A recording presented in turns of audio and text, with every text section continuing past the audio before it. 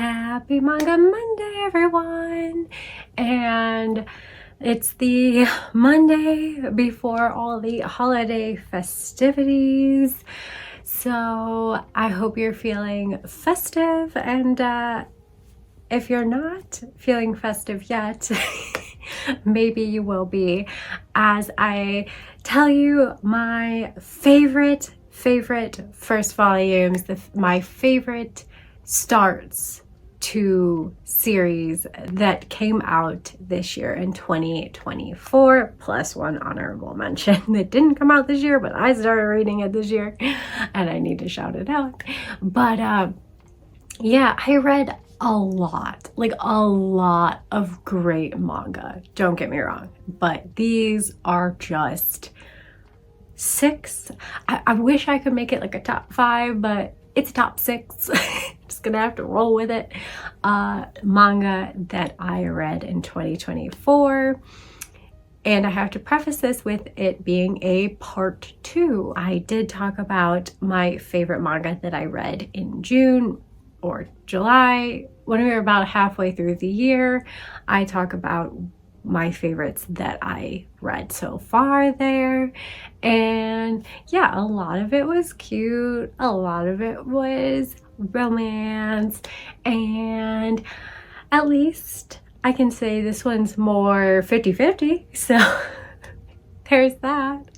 So yeah, I'm just gonna start with romance and kind of go every other back and forth between romance and action, darker stuff. So yeah, I hope you enjoy. That's just the way I decided to do it. But yeah, I had so many more this year that I read that I loved, but I have to narrow it down. And yeah, these are like my picks. So first up, I'm pretty sure, raved about this one when I got each and every volume that I've gotten so far. And that is Let's Do It Already. Oh my gosh, I haven't loved a pure shoujo beat title in quite a long time. I don't know. I've been more and more wary about shoujo beat. But this one, I loved it so much. I went online and I read the complete series. I've also mentioned it in my tier list video because I liked volume 1 so much that I tracked it down online and I read all 9 volumes of this series online. That's how obsessed I became. I was, yeah, like when it comes to romance, if I really like the main characters and the vibe, I just want all of the romance and the cuteness all right now. Give it to me. Just give it to me. I'm so impatient. I don't know why. But yeah, I really liked it. It's nothing special. It is about free-spirited Yuri, who's finally, for the first time in her life, proclaimed her feelings to a boy, the straight-laced Keiichiro. And he accepts her feelings and proclaims he is also in love. He reciprocates those feelings. It should be a happily ever after, smooth sailing from here, right? No. Because little did Yuri know that Keiichiro isn't just straight-laced, he's actually the son of an elite political family, and there is a literal contract that he signed that he will not be doing no hankety-pankety with no females until he is 18 years old. So he has to quickly put the kibosh on any physical pursuits from Yuri, and she's hopping mad. She's like, I just want to kiss you, we're going out. And he's like, no touchy, no touchy. Like, back up. Of course, he doesn't want to touch her, but he knows that this can cause family drama, as it does in the series, but we're not there yet. So yeah, it was cute. It's very rom-com, very fluffy, very comedy heavy, and just sweet. These two are kind of opposites attract, and I really enjoy that. And I just thought art was cute, romance was cute. It's a solid 5 in my book. had to share. Moving on to a more dark, action-packed first volume, we have Ado. I finally read Ado around August or September and talked about it in a sci-fi review video, and I loved volume 1. I thought volume 1 was so freaking solid. Like, it set up this amazing sci-fi world. It delivered on some epic, super powered badassery, and it gave me some interesting characters to chew on. So I am rooting for this series. It is set in the future in a volatile Japan where a young woman named Riko ends up saving this young boy who it looks like is just about to get run over by a truck, and she ends up trying to find out, you know, who he is, but he's pretty tight-lipped. And then she takes him out, treats him to ramen to try to kind of open him up and find out a little about him, when they are literally attacked by snipers. And then a plant-like tendril snakes out of this kid's arm to stop the bullets in midair. And Riko realizes, this ain't no normal little boy. So who in the world is he? And why is a literal army after him? So yeah, it definitely drew me in by the cover and the promises that it was for the action sci-fi manga lovers of Akira, which that is me. So yeah, it definitely gives me some Akira vibes. It definitely delivers, like I said, on those sci-fi elements. The world building is really greatly set up in this first volume. I have only read the first 2 volumes. I did recently, though, in the Black Friday order that I made, buy volumes 3 and 4, so I am eager to read on. I just haven't yet. I've been reading a lot of first volumes this December, so yeah. But hopefully I will get to it soon, and yeah, I hope this series progresses just as solidly and interesting and as impactful as this first volume started us out with. We are back to romance, and my second favorite romance was I Want to Do Bad Things With You. This is definitely giving more of the shonen type romance rather than the shoujo romance, and while it is very similar, I mean, they're not so different. They're about romance after all. You can see this one is more male fantasy-esque in certain areas, and is that wish fulfillment of tall and beautiful, secretly beautiful girl that will sweep him quite literally off of his feet. I think it's just precious. I absolutely love this one just as much as the shoujo one. It has our very adorable protagonist, Mamori Wataya, who is used to being a nobody, a wallflower, if you will, just blends into the background. That is until she meets Soshi Fuji. He is the school's notorious troublemaker, and he's always trying to specifically target his brother, who also attends the school and is seen as kind of the princely can do no wrong figure. Mamori is instantly intrigued and captivated by Soshi and his devil-may-care attitude, and decides she also wants to be a villain like he is, and together they embark on a rebellion against the status quo. They're so precious. Their villainy is so childish and adorable, and I love it so much. I mean, obviously it can be annoying to like teachers and people dealing with them, and I get it. They're being, you know, up to no good. They're doing mischief, but it's so cute and it's so like, I just love them. They're so adorable. I just bought volume 3 that just released this month actually, and it is about where I read up to. I like flipped through it, and I think I might have read a chapter or more online. I couldn't sadly find the whole thing. I believe when I looked it up, but I will correct myself if I'm wrong, that it is complete in 7 volumes. I sadly could not read all 7 volumes online. I got to, like I said, maybe a little past volume 3 when I couldn't find any more translated chapters, you know. Like, I know I'm a bad girl doing bad piratey things online, but I'm also buying the physical volumes when they release. Like, I just am an impatient girly pop, okay? I need my romance and I need it now. But yeah, so after not being able to find all the volumes like I did with Let's Do It Already, I sadly will have to resort to just waiting for the releases to get my adorable fix from these 2 cutie pie villains. Next up is a dark action fantasy story that I read for my challenge. So I do already talk about this in my part 1 first volume review video if you want to hear more about it. So I'm gonna just try and keep it short and sweet, and yeah, but that is After God.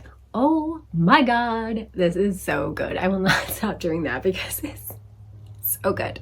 The setup of this one is a Japan that has been devastated by these godlike beings invading and making whole areas of Japan basically inhabitable. They are so powerful and can just turn somebody to water, poof them out of existence. It's you know, they can play with your mind, they can do what they will, whatever they want, and it's terrifying. The crux of our story begins after, sadly, a young schoolgirl, Waka, has lost her best friend to the allure of these gods and the, how she puts it, way they make death look beautiful.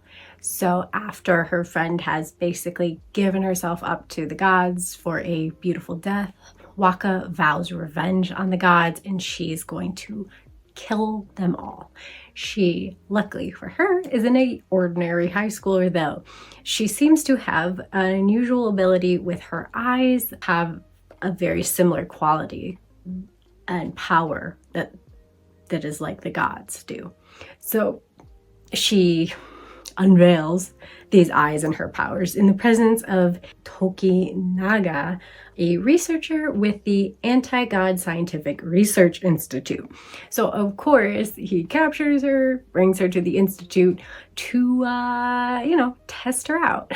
So I think this is a really great setup. It's got the action. It's got this great dark fantasy element to it with beautiful, beautiful art. Look at the art. It is so pretty. And it's got really interesting, captivating characters already. I mean, Waka is the heart of this story, and the tragedy of her friendship is what is propelling her forward. And it's just powerful, and it's something I can definitely get behind. And the research institute is very interesting and all the characters in it. So I am hooked, line and sinker with this one. Very hyped for volume 2 to release in the new year. And now we're back to romance.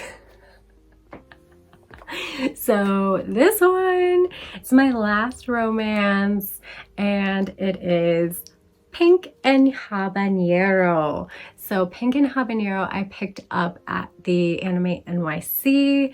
I grabbed a few romance ones, and this was definitely the highlight for me that came out this year, and I've already pre-ordered volume 2. There seems to be a bit of a slow release schedule on this one. I don't know why. Well, 3 volumes of both Let's Do It Already and I Want to Do Bad Things With You have come out this year.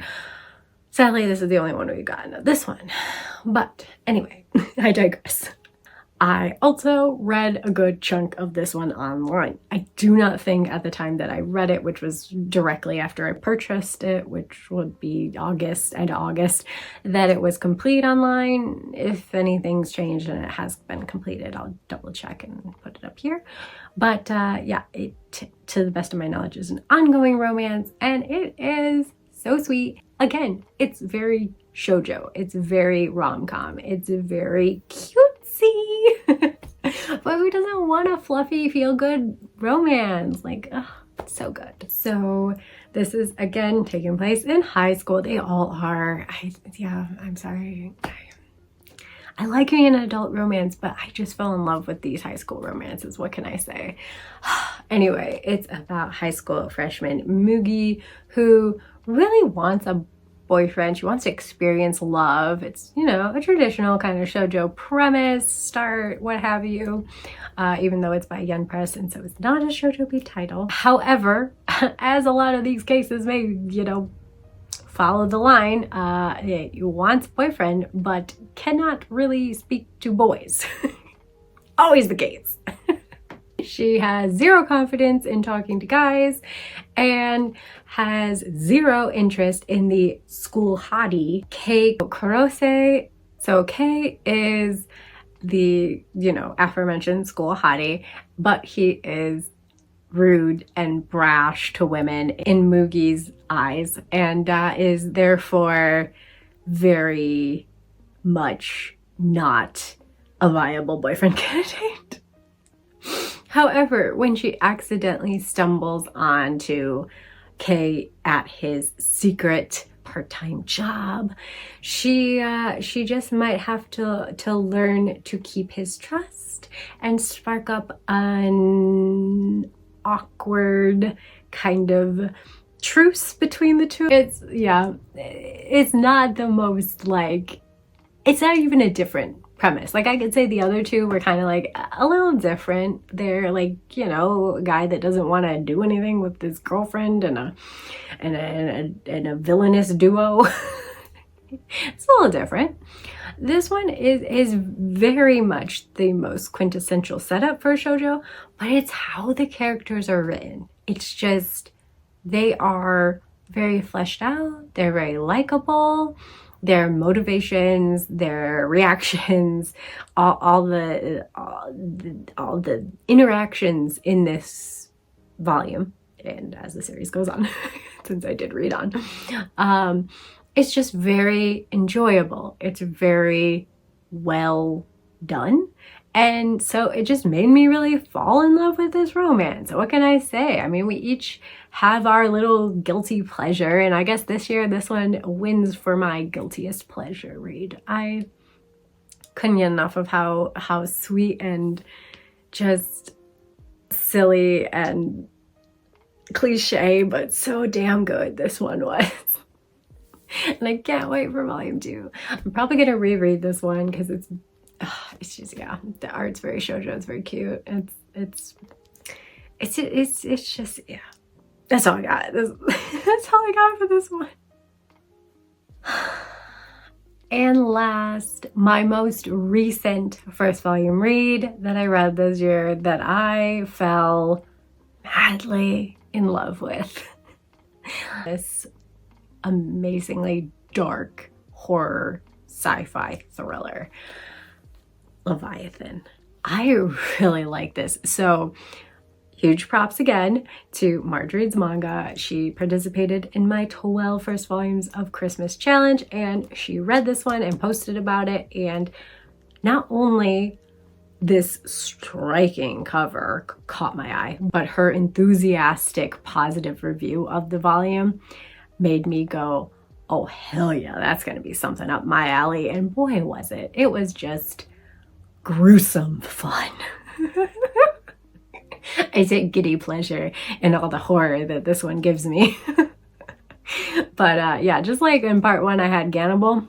This is my darkest dark bitch of them all. I saved the darkest for last, the dark horse of the first volumes. I can't help myself.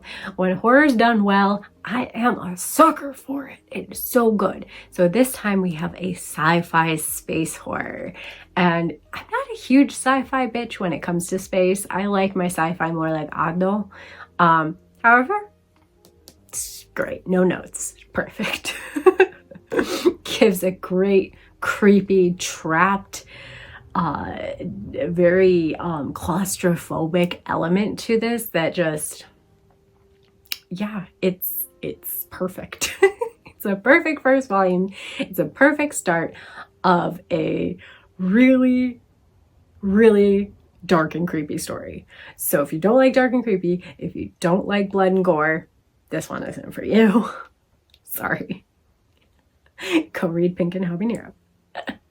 But if you do, then You might love this as much as I did. It is very much a deep, dark look into a group of people's psychologies and our human nature when faced with a crisis of life and death proportions.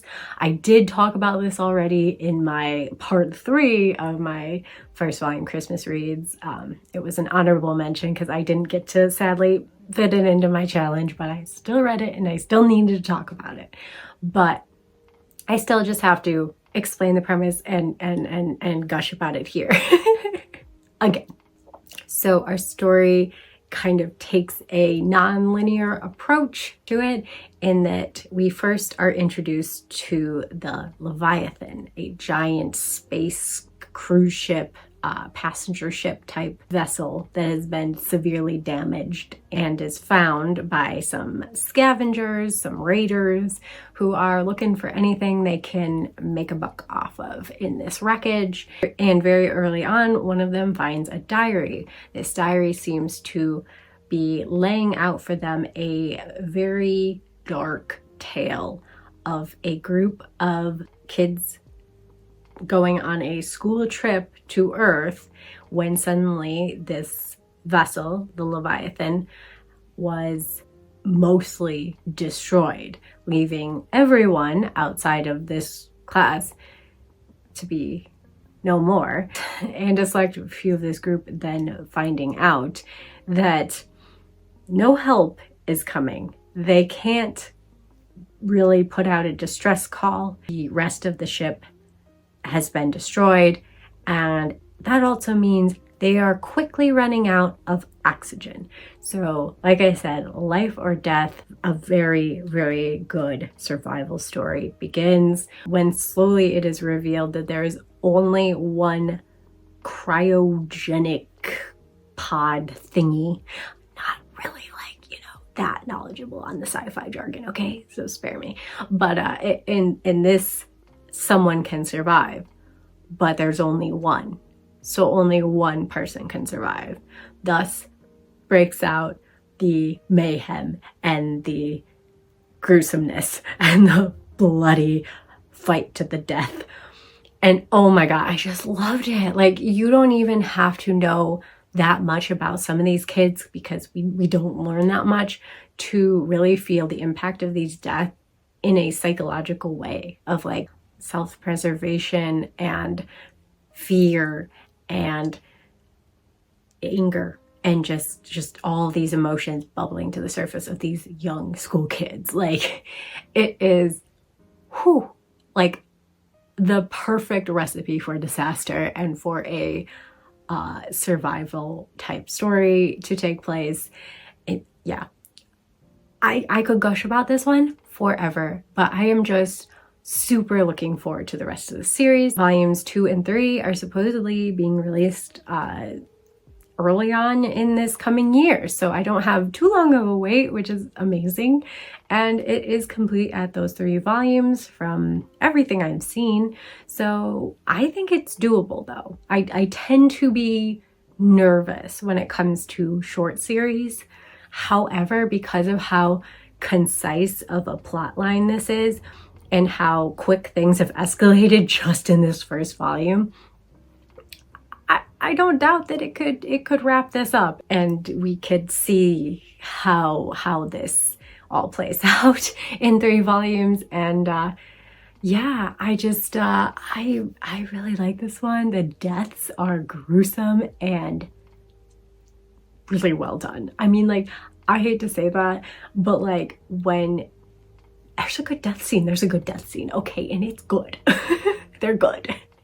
And they're not only satisfyingly visual, but they're satisfying story-wise. They add something, like I said, to the story. They really emphasize the dire situation these kids are in and the, animalistic nature that we can, exhibit when pushed to the edge. Will it be you or me, So technically, those are my top 6 reads of 2024. The first volumes all came out this year, so they are new reads fresh off the presses this year. And yeah, I love them all, but I still had to just mention this one. I did talk about it recently in a video, so I won't harp on it for too long, but I just discovered this year, except for it did come out last year, and that is Toge Oni, Primal Gods in Ancient Times. I do mention it in this video about my favorite like fantasy concept type series that are ongoing right now. And I had to give it a shout out because I started it this year, this second half of the year, and I was immediately in love with it. I think if you've read The Spirit Circle, then you'll also enjoy the vibe that this is giving. It is transcending space and time in moments, and it is mixing humanity with these ancient gods, and it is just really good in my opinion. I really like it. I think our main three characters are really interesting. They all have their own motives for trying to find this one particular god, and in the meantime are stopping at different shrines to visit other gods in pursuit to find this other one specific god. But yeah, it's just so good. It's got found family, it's got strong female characters, it's got, like I said, this mythical element that mixes these human desires and the human experience with these very otherworldly, very mythical, magical, awe-inspiring gods and creatures and stuff.